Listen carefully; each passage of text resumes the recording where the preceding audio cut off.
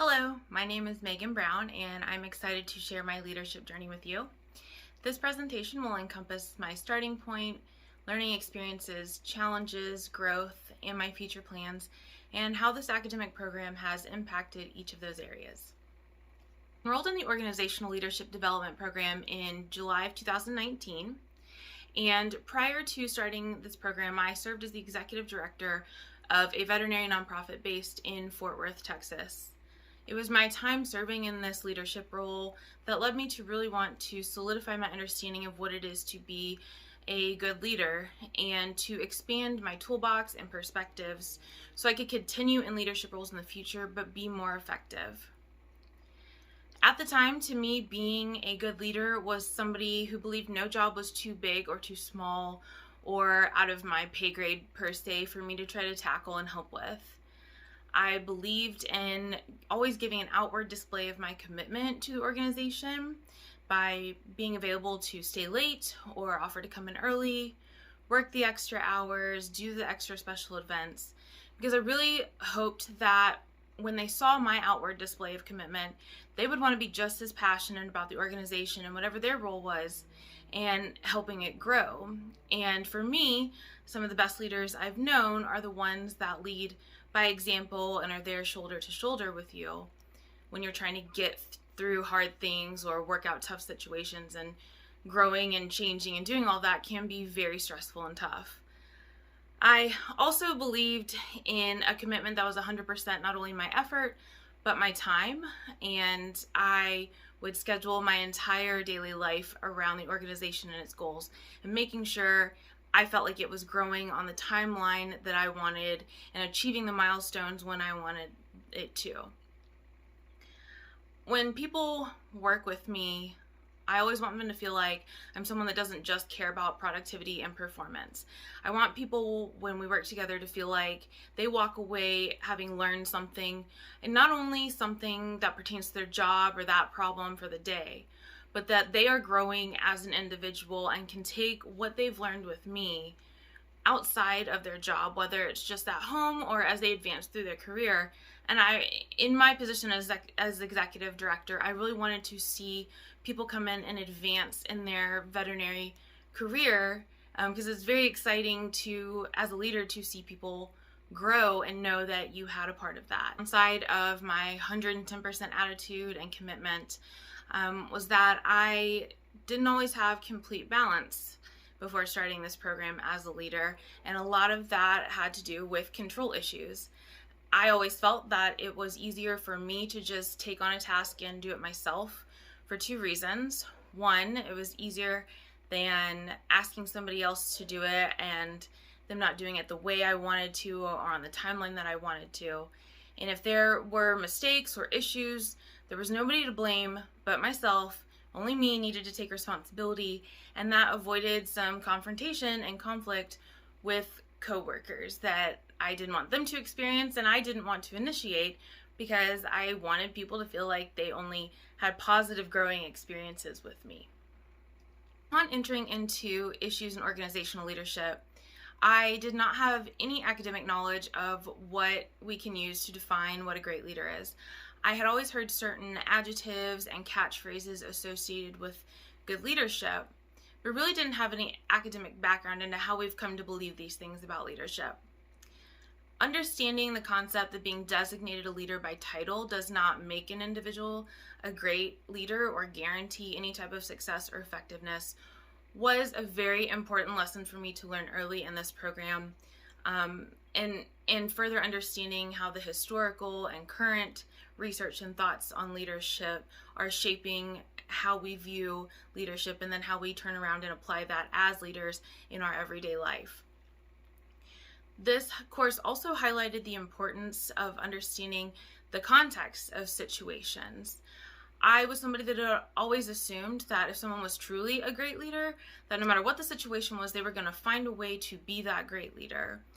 And understanding some of the theories and concepts that were introduced in this course prompted me to analyze how I define leadership and kind of critique my approach on how I further am going to define leadership as I move along in my journey.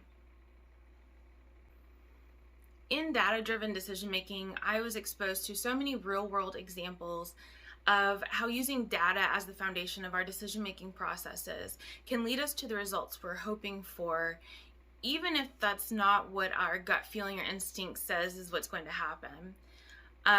Seeing data decision making being used on a wide variety of scales also further brought home the point of how this is applicable to everyday life in modern society now, that this should just be as natural as any other type of decision making and thinking that we do on a daily basis. I'm someone who loves to analyze situations and try to come up with the most efficient and effective way to do things. And I am also someone who has relied on their gut instincts. And while I've always been glad when my instincts worked out right, learning more techniques and further understanding how to use data to kind of predict outcomes or find patterns that are helpful in making decisions takes a lot of the stress out of going with your gut feeling and wondering until everything pans out, did you make the right decision? Using data is also a great way of analyzing not only performance of an organization and its goals, but also ourselves on an individual level.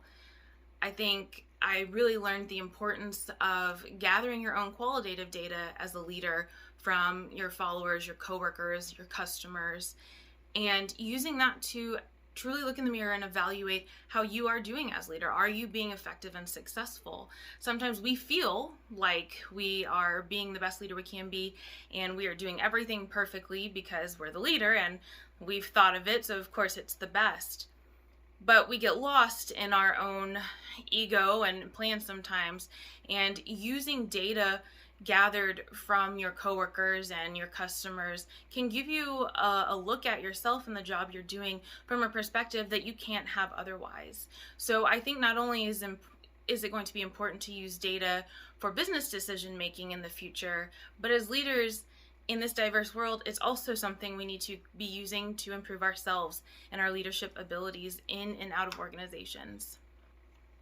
Behavior, ethics, and leadership was probably the two-term course that I looked most forward to going into this program. Prior to starting these classes, I had already formed some opinions on what I felt like ethical and moral leadership looks like and what ethical behavior should look like in organizations and corporations. I thoroughly enjoyed learning about the internal and external forces that affect people and can lead to ethical failures and moral compromises. Being exposed to these different perspectives is important because I feel like I can arrive at a certain conclusion and feel like it's right and the best because of the lens that I'm personally looking at it through. But that doesn't mean it's necessarily the right answer. And knowing how people are influenced by their interactions or their source of reward and how that may impact them upholding their own moral compass and the ethical standards set by the organization was a fascinating topic to me and something I really needed to understand. I can tend to be very black and white and think, well, if I arrived at the conclusion this way, then everybody else probably arrived at it the same way too. And this course showed me, number one, that that's not true, and number two, how to put yourself in other people's shoes or better understand what is forcing and stressing your coworkers and your followers, and how you can use that in a positive and effective way for not only them and their personal goals, but also the organizational goals and the culture overall within organizations. Appreciated learning and understanding the concept of how structures of organizations can affect and influence the probability of ethical failures and sometimes even illegal behavior. I had never given much thought to the structure and the distance between top executives and the lowest level employee and how that can impact us as leaders. When we put more effort into separating ourselves rather than being in the trenches and understanding on an individual level when it comes to our followers, we're at greater risk perhaps of compromising our own moral compass and consider what we want or what we need more than why we have set the goals we have set, how it impacts the organization, and how it impacts the people that we work with. And that is, in my opinion, not the definition of a leader. So understanding how to avoid these things, how to look for red flags and warning signs, and what to do to ensure that organizational culture actually promotes ethical behavior and ethical decision making was a very valuable lesson for me to learn. The leadership theory classes were so informative for me. I really appreciated learning about early research and beliefs like the great man theory, and then being able to track the progress that's led us to the modern day research and academia that we have in regards to effective leadership in organizations. I was able to look at every organizational tool and theory that was presented in these classes and apply it in some way to my own approach as a leader. There were some proposed ideas that showed me exactly who I did not want to be a leader and what I did not want to do as a leader. And then there were theories that really made connections between behaviors and patterns that I feel like demonstrate the kind of leadership that I want to emulate. This class also broadened my toolbox and made me feel so much more confident in a larger variety of situations and contexts to be a leader in. Because I looked at myself as a leader, not in a specific industry, but as a whole leader, and applying these leadership tactics as a whole, I feel like now I can confidently walk into situations and assume a leadership position and not be second guessing my techniques or my tactics. Learning more about transformational leadership and servant leadership theories really solidified my commitment to remaining in the nonprofit sector. I want to be one of those leaders who not only inspires people to get things done for a greater good, for a change, but also a leader that is able to deliver action and get these goals set in true motion to make them a reality, not just someone that gets on the stage and talks about it. Being someone that can do that in the nonprofit sector is so important and such a valuable knowledge set, because so much of NPO work is rooted in people's passion. But I know passion is not enough when it comes to trying to address the humanitarian and environmental crises of the globe, and you must know how to put it all into action efficiently and effectively. And this class made me a leader that could do that. Leading change is perhaps the class I needed to take the most because of my aforementioned control issues.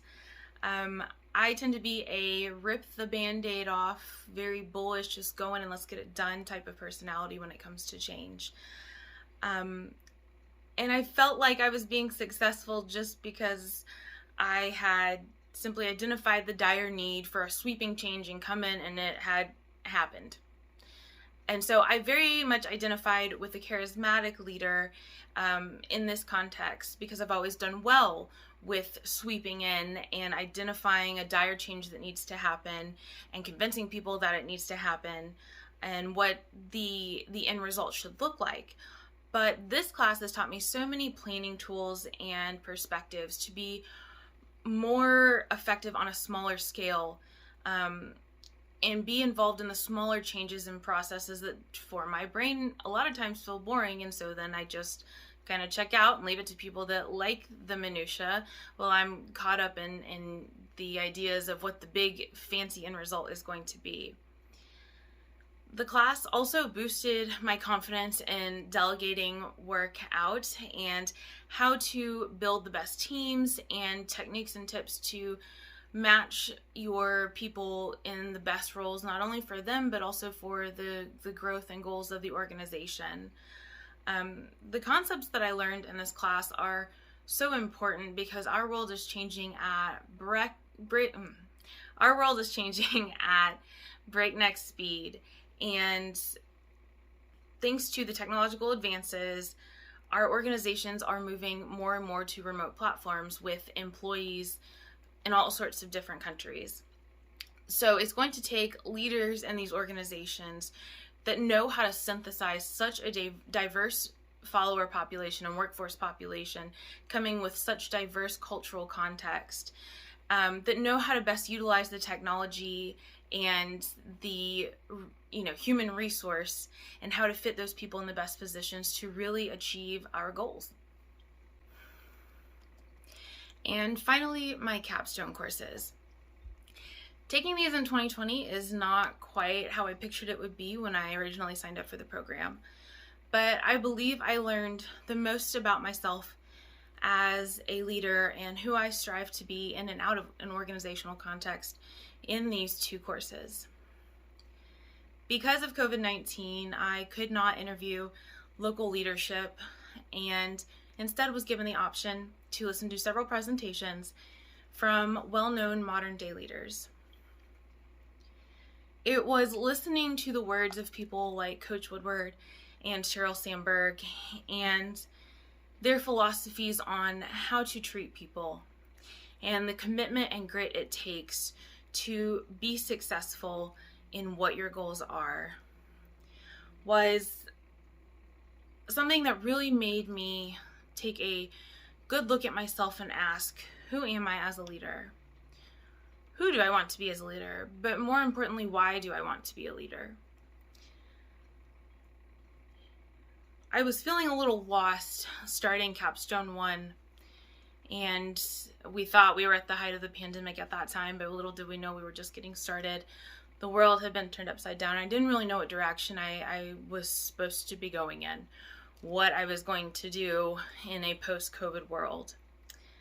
Having to listen to Sheryl Sandberg and Linda Wayman discuss why our most underserved populations need leaders who know how to show up and lead with compassion and commitment that the rest of the world has not shown them.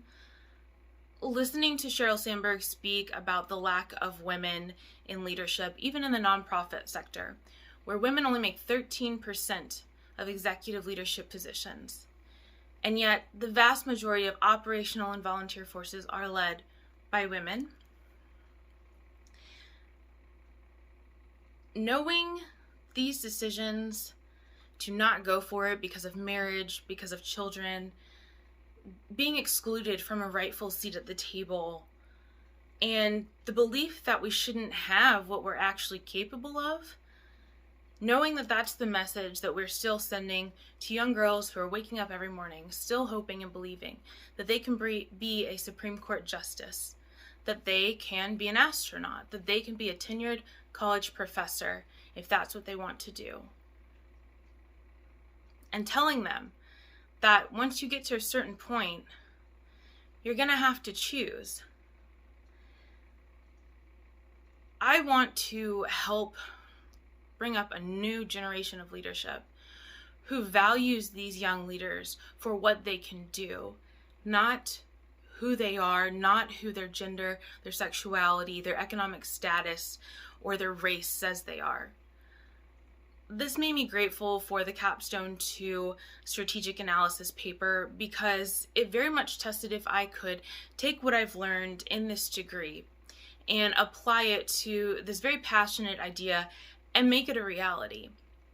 Having to look at a company that I know nothing about, in an industry that I really know nothing about, and analyzing their structure, their culture, their business decisions, and being asked to make viable recommendations was not an easy task, but I felt competent and confident in doing that assignment because of the concepts I learned in all of my classes leading up to Capstone II. Understanding the importance of leadership in a global context, in a world that is more interconnected by the day, but also in a world that is hopefully striving to better celebrate and positively recognize cultural differences among groups, is what will set true leaders apart in the next few years. The fact that I can apply so many of the concepts I learned in this degree program to an endless variety of organizations and feel confident in my understanding really makes me feel like I am ready for the next adventure as a leader. So who is Meagan Brown as a leader today? While I remain someone who believes no job is too big or too small or unimportant, and someone wanting to see my followers learn skills that they can take beyond their job description and feel like that they have been changed for the better by some of the interactions they've had with me, there are some things that have changed during my time here. I am a leader who is interested in the smaller details and processes and the best ways to match people and positions and situations. I am a leader who appreciates balance and understands that giving 100% does not necessarily, should not necessarily mean giving 100% of my time. Because I can delegate now, and I can delegate these tasks not only for the benefit of myself, but for others and the strength of the organization. And I know that the organization benefits when people feel that they are recognized for their strengths and given a true chance to improve upon their weaknesses. I am now also someone who knows that you can communicate and tailor that communication for better outcomes. And I know what to look for to be a better communicator with personalities and viewpoints that could be polar opposite from my own. Where do I go from here? I've decided that the best way for me to be prepared for my pivot into humane education is to further my own and pursue a master's in education. I want to help kids like me who are different and capable and maybe even love learning, but have been kept out and away from the resources that they need to thrive. As we end 2020 and look back, it has not been easy or a happy time. We have seen a global pandemic hit and alter life as we completely know it. We have seen the need to grapple with racial injustice and inequality, and these things can no longer be ignored in our society. And we have a planet and environment that are spinning in climate chaos and turmoil. All these things are going to require leaders who are committed to a real sense of altruism and are equipped also to take meaningful actions. We are going to need to raise a new generation of young global leaders who feel supported and confident in their ability to go out and tackle these issues that we are facing. And I would like to be a part of that. I would like to be the kind of leader that 16-year-old Meagan needed to see, the kind that just doesn't give an inspirational sermon and walk off the stage and you never hear from again, but the kind bringing in tangible and real resources into populations that really need it. Bringing in the kind of change that can help generations realize their potential and break some of the vicious cycles of poverty and education facing too many people today. Thank you for your time and guidance during this program.